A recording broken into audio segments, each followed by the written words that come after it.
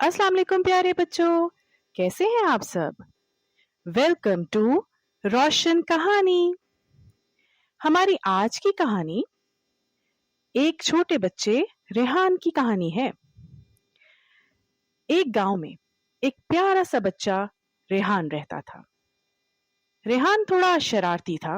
वो दिन भर खेलता रहता, कभी खाना भी वक्त पर ना खाता, अक्सर अपनी चीजें इधर उधर छोड़कर चला जाता, किताबें फैला देता। उसकी अम्मी उसे हर रोज समझाती, बेटा अपना काम वक्त पर किया करो, चीजें संभाल कर रखा करो। लेकिन रेहान हंसकर भाग जाया करता। एक दिन रेहान अपने दोस्तों के साथ खेलते खेलते बहुत दूर चला गया। शाम होने लगी और अंधेरा छा गया। रेहान को अपने घर का रास्ता भूल गया।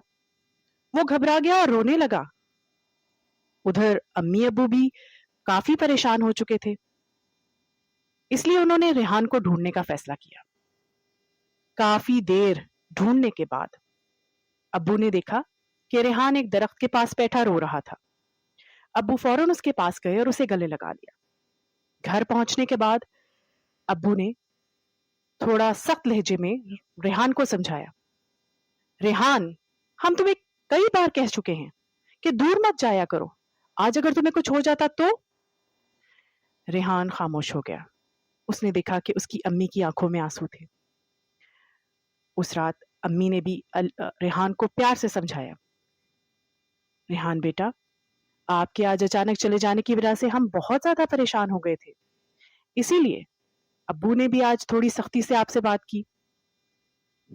फिर अम्मी ने मुस्कुराकर रेहान से कहा, बेटा, माँ बाप की डांट में दरअसल उनका प्यार और अपने बच्चों के लिए फिक्र छुपी होती है। अब रेहान को सब कुछ समझ आ चुका था। उस रात रेहान ने सोचा, अम्मी अब्बू मुझे डांटते हैं मगर अपनी खुशी के लिए नहीं, बल्कि मेरी हिफाजत और भलाई के लिए। उस दिन के बाद से रेहान ने अपनी आदतें बदलनी शुरू की। वो वक्त पर हर काम मुकम्मल करता, अम्मी अबू की मदद भी करता और अपनी चीजें संभाल कर रखता, और खास तौर पर घर से कभी भी बगैर बताए दूर नहीं जाता था।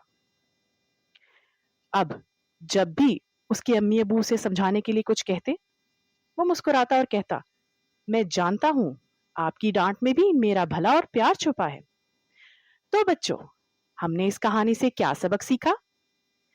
माँ बाप की डांट दरअसल उनकी मोहब्बत, फिक्र और बच्चों की अच्छी तरबियत के लिए होती है।